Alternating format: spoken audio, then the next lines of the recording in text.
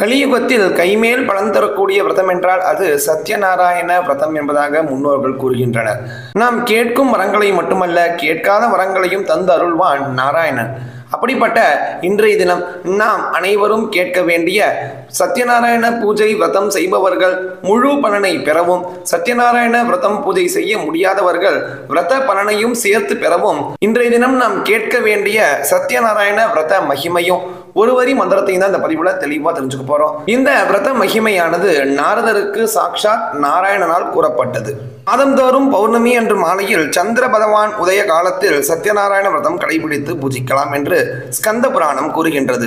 இயலாதவர்கள் ஞாயிற்றுக்கிழமை, திங்கட்கிழமை, வெள்ளிக்கிழமைகள் மற்றும் அமாவாசை, அஷ்டமி, துவாதசி, சங்கராந்தி, தீபாவளி ஆகிய நாட்களிலும் புரட்டாசி மாத சனிக்கிழமைகளிலும் இந்த விரதத்தை கடைபிடிக்கலாம். சத்யநாராயண விரதம் இருப்பவர்கள் இதன் மகிமையை சொல்லும் கதையையும் அவசியம் கேட்க வேண்டும்.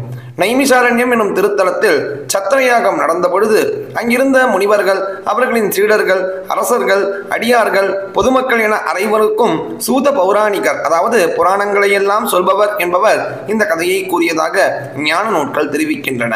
மிகுந்த செல்வம், பலம் பொருந்திய ஏராளமான படைகள், அன்பான மனைவி, குழந்தைகள் என எல்லாம் கொண்டவன் மன்னன் துங்கத்வஜன். கர்வம் மிகுந்த இந்த மன்னன் ஒரு நாள் காட்டில் வேட்டையாடிவிட்டு தண்ணீர் குடித்து களைப்பை தீர்த்து கொண்டு திரும்பும் பொழுது ஆலமரம் ஒன்று தென்பட்டது. அங்கிருந்து பல்வேறு குரல்கள் கேட்டன. மன்னன் ஆலமரத்தை நோக்கி போனான். மர நிழலில் இளையர்கள் பலர் ஒன்று சேர்ந்து சத்யநாராயண பூஜை செய்து கொண்டிருந்தனர். அருகில் நெருங்காமல் சற்று தள்ளி ஒரு இடத்தில் உட்கார்ந்த மன்னன் அந்த பூஜையை பார்த்து ஏளனமாக சிரித்தான். பூஜை முடிந்தது. கலந்து கொண்டவர்கள் அனைவரும் பிரசாதம் சாப்பிட்டார்கள். சற்று தூரத்தில் இருந்த மன்னனை பார்த்த அவர்கள் பிரசாதத்தை ஒரு இலையில் வைத்து அவனிடம் கொடுத்தார்கள்.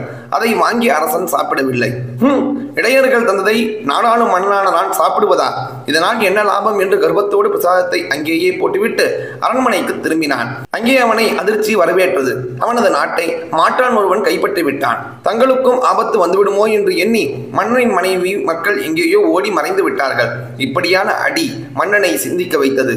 இதற்கெல்லாம் காரணம் எனது அகம்பாவம்தான். சத்யநாராயண பூஜையை அலட்சியப்படுத்தி இடையர்கள் தந்த பிரசாதத்தை சாப்பிடாமல் தூக்கி போட்டுவிட்டு வந்ததன் விளைவே இது என்று சொல்லிக்கொண்டே ஆலமரத்தை நோக்கி ஓடினான் மன்னன். மரத்தடியை அடைந்ததும், தெய்வமே மன்னித்து விடு.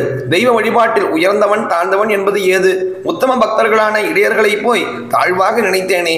அவர்களை அவமானப்படுத்தியது ஆண்டவனான உன்னையே அவமானப்படுத்தியதற்கு சமம் என்பதை புரிந்து கொண்டேன். பெருமாளே, இன்று முதல் நானும் சத்யநாராயண பூஜை முறையாக செய்வேன் என்று அழுது தொழுதான்.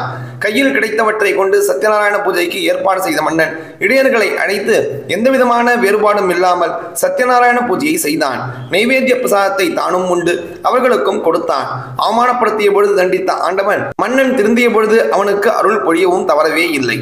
பகைவர்களால் கைப்பற்றப்பட்ட நாடு விரைவில் அந்த மன்னனுக்கு கிடைத்தது.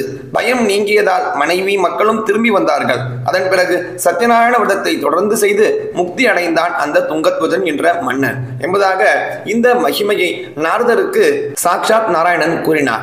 ஆகவே கலியுகத்தில் நம்முடைய பிரார்த்தனைகள் அனைத்தையும் நிறைவேற்றி தரக்கூடிய சக்தி இந்த சத்யநாராயண பூஜைக்கு உண்டு என்பதாக சாஸ்திரங்கள் கூறுகின்றன, ஸ்கந்த புராணம் கூறுகின்றது. அப்படிப்பட்ட இன்றைய தினம் உங்களால் பூஜை செய்ய முடியாது விட்டாலும் சத்யநாராயணான விஷ்ணு பகவானை மனதில் தியானித்துக் கொண்டு இந்த ஒரு வரி மந்திரத்தையாவது குறைந்தது 28 முறை கூறுங்கள். ஓம் பக்தஜன பூஜாய வித்மஹே நாரத முன்யாய தீமஹி தன்னோ சத்யநாராயண பிரச்சோதயாத். ஓம் பக்தஜன பூஜாய வித்மஹே நாரத முன்யாய தீமஹி தன்னோ சத்யநாராயண பிரச்சோதயாத்.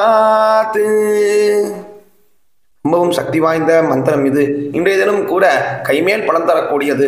உங்களுடைய பிரார்த்தனைகள் அனைத்தையும் எம்பெருமான் நிறைவேற்றித்தர பிரார்த்தனை செய்து கொண்டு நாளைக்கு கூட சந்திக்கலாம். ஜெய ஜெயசங்கர, ஹர ஹர சங்கர, மகாபெரிவா போற்றி.